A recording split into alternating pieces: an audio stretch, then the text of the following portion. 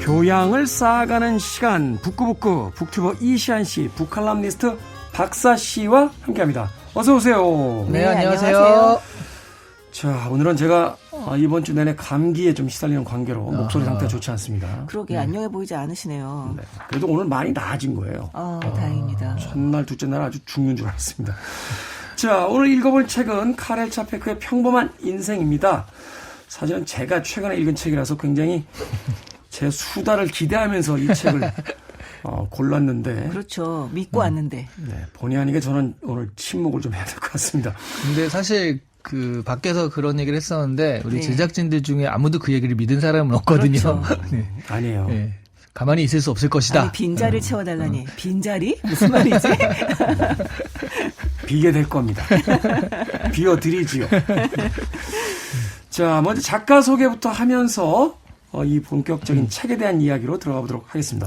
카렐 차페크는 우리가 한번 읽었던 작가죠? 네, 그렇죠. 뭐 그런다 하더라도 다들 기억은 못 하실 테니까. 네, 제가 아주 사랑하는 작가라고 말씀드렸던 것만은 기억해 네. 주세요. 네. 뭐 극작가고요. 각본가, 수필가, 출판업자, 비평가 등 다양한 활동을 한 체코의 대표적인 작가입니다. 1890년 1월 9일에 오스트리아 헝가리 제국의 말레스바토뇨 비체에서 출생했습니다. 태어난 곳 지명도 쉽지가 않군요. 네. 이국적이죠. 네. 네. 그리고 흐라데츠 크랄로베에서 김나지움에 다니던 이거 뭐 우리가 이런 것까지 알 필요가 있겠습니까? 아니, 그리고 지금 모 도시의 모 지방이라고 네. 해주셔도 될 것 그냥 같아요. 뭐 이렇게 고등학교 말씀하셔도 나왔다, 뭐 체코 이런. 사람들은 못 알아들을 겁니다. 어차피. 네. 그냥 뭐 고등학교 나왔다 뭐 이렇게. 근데 그 학교를 다니던 중에 반 오스트리아 모임을 조직했다는 것이 드러나서 학교를 옮기기도 했고요. 나중에 이제 프라하에서 철학 학부를 마치고 베를린과 파리에서 철학을 공부했습니다. 그러니까 철학을 공부한 사람이에요. 그래서 오늘 읽어볼 책도 사실은 좀 철학적이다라는 평을 많이 듣잖아요. 병이 있어가지고요. 징집되지 않았고 1차 세계대전에 참여하지 않았긴 했는데 어쨌든 전쟁이 엄청난 영향을 좀 주었거든요. 학업을 마친 후에 짧은 기간 가정교사를 하다가 언론계에 투신을 했습니다. 그래서 몇몇 잡지 편집인으로 일하다가요. 나중엔 비노흐라드 극장. 지명에 자꾸 이렇게 하지 마시고요. 어떤 극장에서 극작가로 이렇게 활동을 하다가 1925년부터 33년까지 체코슬로바키아 팬클럽 회장으로 활동을 했어요. 근데 이분은 사실 우리가 이제 극작가, 작가로 이렇게 알려져 있지만 민주주의 반파시즘 투사로 더 유명하죠. 사회 활동을 굉장히 많이 했더군요. 네. 그러니까 체코가 1차 세계대전의 영향으로 오스트리아 헝가리 제국에서 독립을 했는데 근데 이게 외세 지배를 오래 받았기 때문에 체코어 특유의 언어적, 문화적 특성이 좀 사라졌거든요. 그것을 살리기 위해서 노력한 작가 중에 이제 카렐 차페크가 이제 좀 대표적인 작가다라고 생각하시면 되겠고요. 그래서 체코 문학을 세계적 경지에 올려놓았다라는 평은 들었는데 이 정치적인 활동을 많이 했잖아요. 그래서 노벨상에 9번이나 논의가 됐었대요. 그런데 단 한 번도 노벨상을 수상하지 못했습니다. 그리고 1938년에 프라하 세계 팬클럽 총회에서 독일의 임박한 침략을 경고했고요. 체코 작가 성명서를 집필했죠. 그리고 이게 체코를 점령한다라고 독일이 체코를 점령하게 되면 자신이 이제 게슈타포한테 체포당할 것이다라고 생각을 하면서도 영국으로 망명을 가지 않았어요. 38년이면 정말 그 전세가 불안할 때인데 이게 어쨌든 다행인지 불행인지 인플루엔자 합병증으로 38년 12월 25일에 48세로 사망을 하였습니다. 말하자면 이제 정치적인 어떤 박해 이전에 생을 마감하게 되는데 작가의 일생으로서는 좀 아쉬운 감이 좀 있고 그렇죠. 게다가 48세에 돌아가셨으면 정말 그 2배만 사셨으면 얼마나 많은 일을 하셨을까라는 진짜 그런 큰 아쉬움이 드는 작가예요. 그만큼 또 이뤄놓은 것이 많기도 하고요. 저는 다른 것보다 12월 25일 날 돌아가셨다고 해서 특이하다 생각하고 있었는데. 12월 25일에 돌아가신 분 중에 제임스 브라운도 12월 25일에 돌아가신 걸로 제가 기억을 하고 있습니다. 어찌됐건 카렐 차페크, 우리에게 이제 로봇이라는 단어를 처음으로 선보여서 그 단어를 이제 세계에 이제 퍼뜨린 그런 작가로서 알려져 있습니다만, 체코에서 봤을 때는 또 어떤 여러 가지 어떤 저항의 그 작가로서도 분명히 자리매김하고 있고, 또 문학에 있어서는 체코의 3대 작가 이렇게 부르더라고요. 뭐 프란츠 카프카, 맞습니다. 그다음에 밀란 쿤데라, 군대라. 그다음에 이제 카렐 차페크 그 이야기를 하던데 그런 거 치고는 카프카나 쿤데라는 우리가 좀 들어보고 알기도 하고 지금 서점에서 아직도 팔리고 있거든요. 스테디셀러 이런데. 엄청나죠. 뭐 네. 우리나라에서도 그 판매량이. 네, 근데 카렐 차페크는 사람들이 좀 모르고 로봇이라는 단어를 만들었다 그러면 그런가 보다 이런 정도로 알더라고요. 그러니까요. 유난히 이제 국내에서 그렇게 큰 인기를 얻지 못했던 작가인데 오늘 읽어볼 이 평범한 인생을 통해서 이 카렐 차페크의 작품 세계에 다시 한번 좀 관심을 가져보시죠. 줄거리 어떻습니까? 네. 이 이야기에서 전혀 중요하지 않은 포페 씨가 먼저 등장을 합니다. 아, 그래요? 이 포페 씨와 의사가 대화를 나누다가 우연히 이 포페 씨와 같은 학교에 다녔던 사람이 얼마 전에 죽었다는 것을 알게 됩니다. 의사는 그 사람이 남긴 자서전을 이 포페 씨에게 줍니다. 이 주인공은 죽음이 멀지 않았다는 것을 깨닫고 자신의 삶을 어렸을 때부터 차근차근 이제 써나갑니다. 이 소목장의 아들로 태어나서 자랐던 어린 시절과 또 소극적이고 연약하지만 공부는 또 잘했던 학창 시절, 그리고 잠시 시를 쓰는 무리들과 일탈을 일삼았던 짧은 대학 시절을 거쳐서 이 철도 공무원이 되어 안온한 과정을 꾸리고 일벌레로 살았던 시절, 그리고 짧은 혁명의 시기와 고위 간부로 지냈던 시절, 그리고 은퇴와 지금까지의 삶을 말 그대로 평이하게 평범하게 씁니다. 그러고 난 뒤에 주인공은 그저 평범하게만 하다고 생각했던 자신의 삶을 다른 의미로 해석하는 또 다른 자아들을 만나게 돼요. 이 평범한 자아 외에 억척스러운 자아, 우울증 환자인 자아, 시인인 자아, 그 밖에 낭만주의자인 자아, 하여튼 그 밖에 다양한 자아들이 논쟁을 벌입니다. 그러면서 평범해 보였던 삶의 이면이 드러나게 되죠. 이 주인공은 어떤 이야기는 수긍하고 또 어떤 이야기는 반발하면서 자신의 삶이 하나의 순탄한 이야기가 아니라는 걸 깨닫습니다. 이 깨달음이 확대가 되어서 타인들 또한 다양한 자아를 가지고 살아가며 자신의 또 다른 자아의 가능태임을 발견하게 되죠. 이 결국 삶이라는 것은 교회 축일에 모인 사람들 같은 것, 이 커다란 잔치와 같은 것이라는 결론에 도달하게 됩니다. 네. 야, 진짜 근데 이게 되게 복합적이잖아요. 네. 이 줄거리만 이렇게 들어서는 무슨 얘기인지 모르기도 하겠다라는 생각이 들어요. 아니, 전 이거 보면서 이 앞에 굉장히 평범한 인생을 쭉 얘기를 하잖아요. 네. 야, 이거 보다가 중도 하차하는 사람들 정말 많겠다라는 그렇죠. 생각을 좀 했습니다. 사실 네. 책에 어떤 그 강력한 서사가 있다거나 드라마틱한 어떤 사건들이 계속 이어지면서 이렇게 관객들을 몰입시키는 형태가 아니잖아요. 그렇죠. 어떤 사람의 삶을 어린 시절부터 이어지는 그 삶을 이제 담담히 쳐다보면서 따라가는데 뭐 내 삶하고 비교해도 뭐 그렇게 다른 것 같지도 그냥 않고. 그쵸 평범한 삶이죠. 그냥 정직하고 뭐. 저는 네. 약간 롤러코스터 같은 느낌이 들었어요. 네. 그러니까 롤러코스터가 차콕 올라가잖아요. 네. 그러다가 어느 순간 우악 떨어지는데 급강하죠. 예. 네. 그 앞에 한 19장까지가 차콕 이런 느낌. 그러다가 급강하는데 너무 차곡차곡 올라가. 너무 오랫동안. 한 3장 정도에서만 그렇죠, 떨어져도 그렇죠. 괜찮은데 네. 19장까지 올라가니까요. 그래서 이건 진짜 이렇게만 얘기하면 정말 애청자들이 이게 무슨 얘기인지 잘 모르실 것 같아요. 그러니까 뭐 이런 식이잖아요. 가령 그 19장까지는 지나가다가 거지한테 뭐 돈을 주었다. 뭐 그렇게 선행을 했다 이렇게 나왔지만 나중에 가면은 사실 너 그때 옆에 있는 여자한테 잘 보이려고 그런 거 아니야. 또 옆에 있던 사람은 그게 아니라 이게 자신의 도덕적 만족을 위해서 네가 그런 거 아니야. 한 3-4명이 다 다른 동기를 가지고 선행처럼 보였던 일들이 사실은 그렇지 않다. 뭐 이런 것들을 좀 보여주는 그런 식인 거잖아요. 네. 사실 뭐 그 대목만 이렇게 잘라내서 이야기하기는 좀 그렇습니다만 저는 그 대목에서도 그런 생각을 했어요. 아니 착한 사람으로 보이고 싶어서 선행하면 안 되나? 그렇죠. 네. 선행이라는 건 언제나 결과가 더 중요하다고 저는 생각하거든요. 그러니까 위선적이라 할지라도 누군가의 위선이 누군가에게 선한 행동으로서 결과를 얻게 된다라면 아니 기꺼이 좀 할 수 있는 거지. 그렇죠. 아니 악법도 법인 것처럼 위선도 선이죠. 네. 그렇죠. 네. 선을 행하는 거니까. 그럼요. 자, 어찌됐건 그 이야기 이제 국소적인 이야기고 이 주인공은 이제 모범생이자 우등생입니다. 하지만 또 젊은 날의 어떤 그 문학에 대한 꿈도 있고 그런데 시인을 꿈꾸다가 아버지와의 갈등을 겪고 철도청 공무원으로 취직을 해요. 네. 근데 여기서 끝나면 정말 더 재미없는 이야기겠습니다만. 근데 철도청 공무원이 의외로 자기 취향에 맞았는지 여기서 이제 출세를 해야겠다라고 해가지고 결혼했던 가정의 생활도 조금 등한시한 채 이제 일에 매달리게 되는 이런 이제 이야기들이 나옵니다. 저는 사실 철도청 공무원이라는 직업을 갖게 돼서 동양에서 이 철도청 공무원이라는 직업을 다루고 있는 방식과 좀 유사하게 생각했어요. 이미지를. 철도원이라는 뭐 그 유명한 일본의 소설도 있습니다만 정말 지루하잖아요. 매일 똑같은 시간에 나가서 네. 똑같은 일을 반복하면서 겪는 그러면서 어떤 삶의 그 잔잔한 어떤 이야기들을 정말 처음부터 끝까지 거기는 급강화도 없어요. 끝까지 쌓아 올려서 이야기를 마무리 짓는데 이 카렐 차페크의 평범한 인생에서의 철도원 공무원은 조금 이미지가 다른 것 같아요. 두 분은 어떻게 읽으셨는지.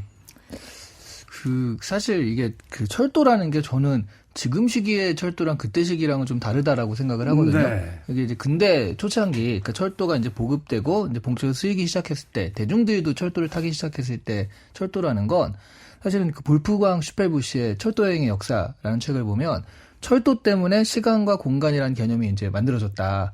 그 시간이라는 게 12시 35분이라는 시간이 이제 중요해진 거죠. 뭐 그 12시 35분에 만나와 옛날에는 그냥 점심때쯤 보자 뭐 이렇게 됐던 시간의 약속이 정확하게 되지 않으면 안 되는. 태양이 머리 꼭대기 위에 있으면 보자 뭐 이런 식이죠. 네. 네. 근데 요즘 사실 다시 그렇게 된 거 아세요? 아, 진짜요? 요즘에 전화할 때 다 스마트폰이 있으니까 점심때쯤 봐 그때 전화할게 뭐 이런 식으로. 그렇죠. 그때쯤 돼서 이제 실제 야 그래서 몇 시라고 이제 다시 물어보긴 합니다만 네네. 야 언제 봐? 19일 어때? 19일. 19일 좋아. 몇 시? 야 그때 가서 얘기해. 그러니까 직전에 전화하고 뭐 그런 걸 바뀌겠는데 그게 이제 어떤 기술이 그 사람의 생활 형태나 이런 걸 만드는 거잖아요. 이때 처음으로 그 근대라는 것들에 대해서 보급했던 게 철도거든요. 그런 의미에서 그 주인공이 어린 시절에 그 집에 근처에 철도가 있었던 것이 굉장히 큰 어떤 충격이었잖아요. 네. 그런 것들이 계속 그 철도라는 게 자기 그 인생에 좀 들어와 있어요. 그래서 그냥 지금의 철도라는 것들은 아까 말씀하신 대로 뭐 굉장히 루틴한 것들이 반복되는 좀 공무원 중에서도 정말 이게 공무원이구나라는 그런 느낌. 물론 이게 좀 그 나쁜 이미지로서의 공무원. 비하염은 아니고. 네, 그러니까. 그 틀 안에서 그 자신의 일을 네. 이제 충직하게 하는 그런 네. 어떤 이미지. 그런 것 중에서도 좀 대표적인 것이지만 그때는 조금은 좀 진취적이었다. 그래서 저는 요게 철도 공무원이라는 게 좀 되게 좀 미묘하다라는 생각을 하긴 했거든요. 네, 그렇군요. 일본 문학에서의 철도원이 다루었던 철도는 이제 20세기에 이제 철도원과 철도의 어떤 이야기고 이건 말하자면 이제 그 이전 시대에 철도가 얼마나 그 다이나믹하고 네. 역동적인 어떤 그 변화들을 가져왔는지 네. 그 당시에 대해 철도청의 공무원은 지금과는 또 다른 어떤 이미지의 네. 캐릭터로서 그려지고 있다. 네. 네. 뭐 그렇게 볼 수도 있을 것 같고요. 아마 이 개인적으로도 이 사람에게 철도가 굉장히 중요한 역할을 하고 있는데요. 아까 잠깐 말씀하셨듯이 뭐 유년 시절에 뭐 이를테면 철도를 건설하는 근처에 살았다 뭐 이런 것만이 아니라 뭐 이를테면 대학교를 가느라고 처음 프라하역에 왔을 때 그 복잡한 역에서 막 치이고 막 밀리고 길을 잃고 이러면서 느꼈던 모멸감 뭐 이것을 이제 회복하겠다 뭐 이런 생각들도 이제 쭉 쌓입니다만 좀 중요하게 봐야 될 것은 이 사람이 그러니까 자기의 세계를 완결된 세계를 만드는 것을 굉장히 어렸을 때부터 아주 그를테면 몰두하는 그 성격이었다는 거죠. 그렇기 때문에 외부와의 소통이라거나 이런 것들보다는 자신만의 완전한 세계를 만들고 그 세계를 가꾸는 것에 굉장히 관심이 있었는데요. 이 역이라는 공간이 철도를 통해 다른 지역과 연결이 되기는 합니다만 이 관계자 외 출입 금지라고 하는 표지판 붙여놓은 구역들이 있잖아요. 네. 그 구역들 이외에는 물론 다른 사람들이 다니긴 합니다만 이 다른 사람들과 엄격하게 공간이 분리가 되어 있는 자기만의 공간이다라고 하는 것이 굉장히 중요한 역할을 하고 있습니다. 그렇기 때문에 어떻게 보면 이 철도역이라고 하는 곳은 모든 곳과 연결되어 있지만 사실은 폐쇄적인 공간이라고 하는 이중적인 성격을 가지고 있는 거예요. 그렇기 때문에 이 저자로서는 그 확대되려고 하는 자아, 그러니까 사람들에게 존경받고 사람들 인정을 받고 이제 경쟁을 이기고 싶은 자아와 그다음에 안온하게 이를테면 폐쇄적으로 자기 세계에 몰두하고 싶은 자아가 만날 수 있는 그런 아주 적절한 공간이었던 게 아닌가라는 생각을 하게 됩니다. 그렇군요. 네. 철도원 공무원이 가진 어떤 두 개의 공간에 대한 어떤 경계선, 네. 그 경계선 안에서 이제 이 주인공의 어떤 상황을 이제 묘사하려고 했다. 알겠습니다. I want it. I need it. I'm desperate for it. Let's do it. 김태훈의 Freeway. 자, 이 카렐 차페크의 평범한 인생 총 34장 구성으로 되어 있습니다. 네, 앞서서 이야기해 주신 것처럼 1장부터 19장까지 그리고 20장 이후부터는 이게 일종의 뭐라고 해야 될까요? 장르가 완전히 다른 작품처럼 읽힙니다. 그러니까 전반부와 후반부가 이제 구성이 다르게 되어 있는데 이 다른 구성에 대한 이유 그리고 또 이 구성을 다르게 가져옴으로써 가져올 수 있는 어떤 효과에 대해서 두 분이 좀 설명을 해 주신다면. 전 처음에 얘기한 대로 약간 롤러코스터 같은 느낌이었고, 그리고 또 영화로 치면요, 홍상수 감독의 오수정 같은 느낌? 예전에 또 라쇼몬 같은 경우들이 있었잖아요. 같은 사건을 다르게 증언하고 다르게 기억하죠. 네, 근데 그 다르게 봤을 때도 앞에는 그런가 보다 했는데 다르게 봤을 때도 저럴 수 있겠다라는 그런 충분히 이해가 되는 그 파이트 클럽 같은 경우도 그랬고. 파이트 클럽은 대반전이었죠, 대반전. 네, 네. 그래서 이런 반전의 효과가 정말 좋았고요. 그리고 또 하나는 그런 것들을 보면, 그러니까 내가 이렇게만 봤는데 저렇게 보는 또 다른 타인의 시선도 또 다른 관점도 같은 사건을 또 다르게 해석하는 것도 얼마든지 이해 가능하고 그들의 논리가 있구나. 그러니까 다양성에 대해서 좀 이해하는, 나는 이게 이렇다라고 반드시 생각하지만 그렇지 않다라고 생각하는 것도 분명히 그럴 수 있다. 이런 효과가 있었기 때문에 여기서도 나중에 다양성에 대한 이야기가 나오잖아요. 네. 그 다양성에 대한 어떤 효과적인 구성이다라고 생각이 들었습니다. 네, 네. 여기 보면 실제로 주인공이 펜으로 써내려간 내용이잖아요. 근데 그렇죠. 그 내용도 앞부분은 굉장히 깨끗한 글씨로 정서가 되어 있지만 뒤에서는 막 급하게 쓰고 흘려 쓰고 막 지운 흔적도 있고 이렇다라는 얘기가 있습니다. 이제 그런 부분에 있어서 그러면 복선으로 깔아놓은 거죠. 그러면서 앞부분에서는 자기가 이를테면 어떤 하나의 논리적인 흐름에 따라서 아주 정돈되어 있는 하나의 삶을 보여주려고 했다면 뒤에 있어서는 다양한 말 그대로 다양한 횟수를 보여주고 있는데요. 재미있는 것은 앞부분에서 주인공이 여기저기에 지뢰처럼 복선들을 깔아놨다는 거예요. 네, 그렇기 때문에 뒤에서 다른 자아들이 나와서 네가 앞에서 이미 이렇게 말했잖아 라고 얘기를 할 때 앞에선 이렇게 읽혔는데 뒤에선 이렇게 읽힌다 라고 하는 것이 굉장히 그러니까 재밌게 다가오는 거죠. 근데 제가 볼 때 가장 큰 복선은 이 앞에서 주인공이 딱 이 자기의 자서전 쓰면서 한 말이 아닐까라는 생각이 드는데요. 이렇게 얘기를 해요. 나의 삶에서는 비일상적이고 극적인 일은 아무것도 일어나지 않았다. 내게 기억나는 것이라곤 조용하고 당연해 보이는 거의 기계적인 세월의 흐름이며 내게 다가올 마지막 순간까지도 다른 시간들과 마찬가지로 별로 극적이지 못할 것이다. 단숨에 유년기까지 회상할 수 있으며 그 선명함에 또다시 기쁨을 느낀다. 이 얼마나 아름답고 평범하고 시시한 삶인가. 제대로 작동하는 기계를 바라보는 것 같이 흐뭇한 눈길로 되돌아볼 수 있다. 라고 얘기가 나오는데요. 네, 뒤에 가면 이게 완전히 뒤집어지게 되죠. 그 네. 앞에서 나오는 자신의 자서전에 대한 인상평이 그게 가장 거대한 복선인 거죠. 그렇죠. 사실은 이 책의 이제 제목 자체가 가장 거대한 복선이라고 볼 수 있는데 네. 이토록 평범한 인생이라니라고 시작한 인생이 사실은 전혀 평범하지 않은 인생이다. 근데 저는 이게 결과적으로 보면 그 사람을 외부에서 객관적으로 봤을 때는 그냥 평범한 인생. 어떤 행동을 했을 때 그냥 일반적인 행동이잖아요. 다만 그 행동을 했을 때 그 내면에서 일어나는 여러 가지 갈등, 이런 거까지 봤을 때는 되게 폭발적인 이런 갈등을 겪은 다음에 또 우리가 생각하지 못한 동기에서 어떤 행동을 했지만 그 행동 자체는 굉장히 평범하게 보이긴 하거든요. 근데 정말 이 평범이라고 하는 것에 대해 생각을 해보게 돼요. 왜냐하면 말씀하셨듯이 아주 평범한 인생 같아 보였는데 사실은 그렇게 평범한 인생이 아니었다지만 결론은 뭐냐면 이것이야말로 평범한 인생이다 하거든요. 네. 그러니까 네. 맞아요. 그러니까 우리가 어떤 행동을 할 때도 우리 내면에서는 이렇게 생각도 하고 저렇게 생각도 하는 거잖아요. 그래서 이런 생각만으로 넌 나쁜 놈이다. 여기 말하자면 그런 건데 생각만으로도 넌 나쁜 놈이다라고 한다면 정말 우리나라뿐만 아니라 전 세상의 사람은 다 구속을 당해야 됩니다. 네. 그런 것들을 보여주니까 지금 이게 평범하지 않은 것처럼 보이지 사실은 우리 누구나 그렇기 때문에 정말 평범하다라고 또 역설적으로 생각할 수도 있을 것 같아요. 오늘 우리가 계속 하나의 결론을 가고 있네요. 아까 악법도 법이고 위선도 선인 것처럼 행동하지 않으면 범죄자가 아니다라는 또 결론에 오게 되네요. 행동의 중요성을 계속 얘기하게 됩니다. 마이너리티 리포트 보면은 아무것도 안 해도 잡아가잖아요. 네, 그렇죠. 넌 곧 뭘 할 거야. 그래서 잡아가잖아요.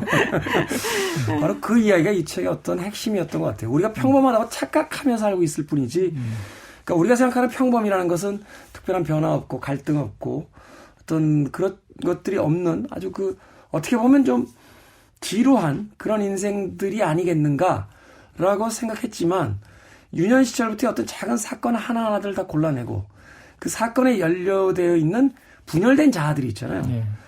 뭐 영화 속에서 뭐 21 아이덴티티라고 해서 이제 21의 맞아요. 자아가 등장하는 영화도 있습니다.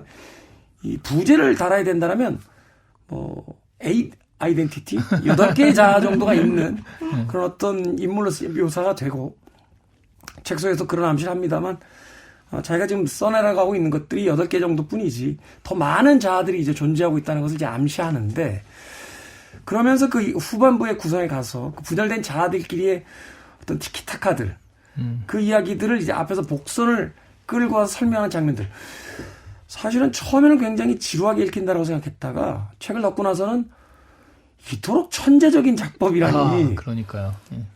일종의 그 저희들이 한번 다루었던 아가사 크리스티의 그 뽀아르 탐정의 어떤 해결 방식 같은 것들 자 범인이 누군지 알려줄 테니까 다 모여 하면서 그 추리해 나가는 과정 같은 것들을 분열된 자아들을 통해서 엮어내는 방식들 참 구성적으로 더 뛰어나다는 생각을 했거든요. 그 빅뱅 이론이라고 그 미국에서 이제 엄청 인기를 끌었던 시트콤의 그 주인공인 셸던 쿠퍼라는 최근에 그 유년 시절을 다룬 시리즈가 나왔잖아요. 셸던. 영 셸던이. 네네. 좀 특이한 인물이잖아요. 그 에피소드 중에 하나가 셸던이 스스로 좀 자아가 분열이 되는 거예요. 그래서 한 5명의 셸던이 모입니다. 그래서 과학자인 셸던, 뭐 강박증 있는 셸던인데 제일 특이한 게 텍사스인 셸던이 있어요. 그래서 좀 남자답게 그건 아니야 막 이렇게 하는데 서로 막 자기들끼리 싸우다가 이제 결론을 내는 거거든요. 딱 이 장면인 것 같아요. 그게. 네. 근데 사실 이게 그 주인공이 자신 안에 있는 다양한 자아들을 만난다 정도에서 끝났다면 되게 재밌다. 재밌는 구성이다 정도로 이게 끝났을 텐데요. 이 책이 진짜 철학적이라는 이야기를 듣는 거 거기서 한 걸음 더 나가기 때문인 것 같아요. 뭐냐면 자신이 자신 안에서 이를테면 겉으로 평범해 보이는 자신 안에서 다양한 그 자아들이 들끓고 있는 걸 발견하면서 이 주인공 한 걸음 더 나가는데요. 뭐냐면 저 많은 타인들 나와 다른 타인들도 나와 똑같은 어떤 그 자아들이 들끓고 있는 삶을 살고 있을 것이고 어떻게 보면 저들은 나의 또 다른 가능태다. 그러니까 난 저런 삶을 살 수 있었다라는 가능태라는 걸 발견하게 되면서 결국은 나와 남의 차이가 없다는 결론까지 갑니다. 이렇게 얘기해요. 네가 누구든 너는 나의 무수히 많은 자아이다. 네가 악인이든 선인이든 그건 내 속에도 있는 거야.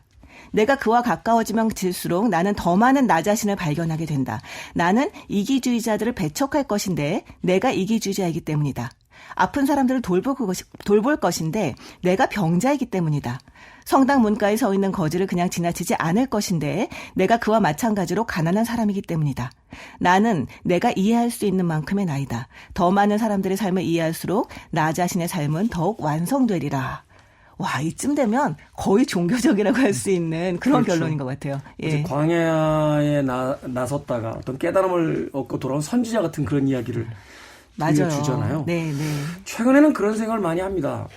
우리 어떤 그 사유라는 건 어느 정도의 선에서 이제 완성될 수 있을까를 보면 결국은 완성이라는 그 절대성을 해서 계속 사유가 진전돼 나가는 거잖아요.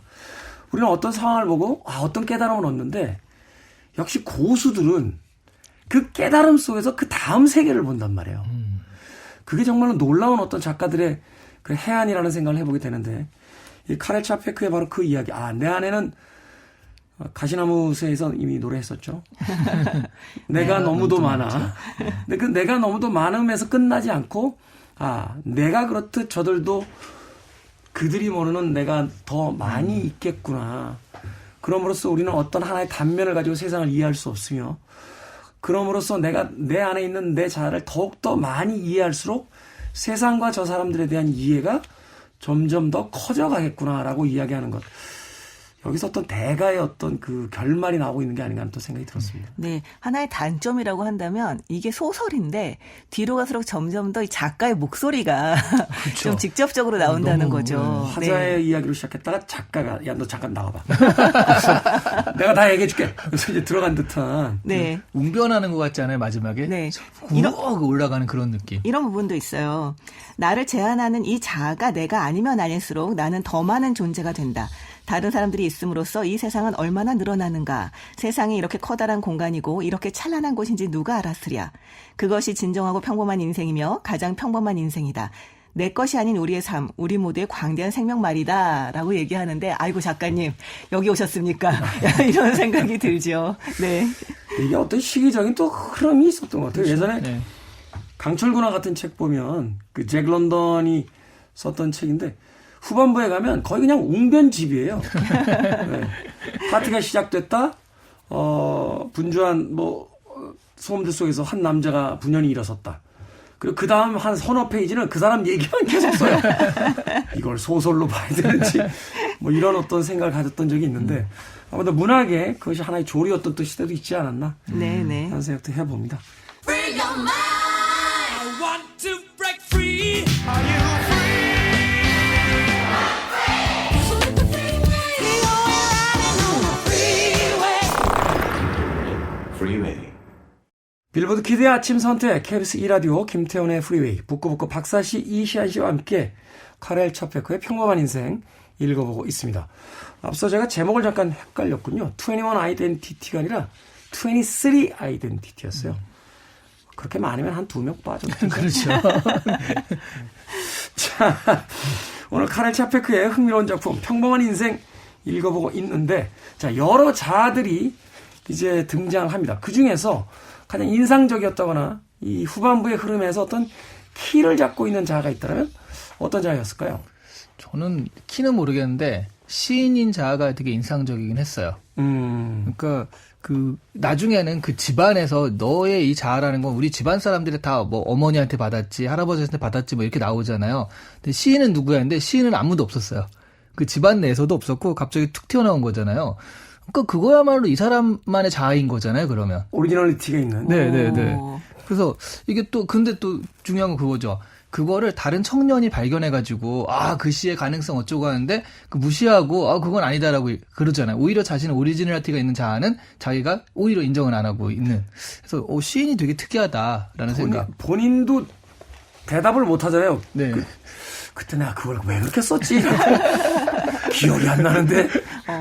아니, 약간 신기한 게 사실 그 시인으로서의 자아는 이 사람의 자아에서 그렇게 중요한 일을 차지하고 있지 않은데도 불구하고 저도 시인이 굉장히 인상적이었어요. 여러 가지 의미인데 첫 번째는 저는 이 사람이 계속 자기 자서전을 쓰는데 너무 잘 쓰는 거예요. 그래서 아니 무슨 철도 공무원이 이렇게 문학적으로 잘 쓰지? 라고 생각을 했는데 이 사람이 원래 시인이었던 시절이 있었지? 라고 하는 걸 나중에 그래서 약간 이게 복선으로 깔아놨나? 라는 생각이었었고 또 하나는 이 사람이 계속 그 얘기를 해요. 나는 시에 재능이 없었다.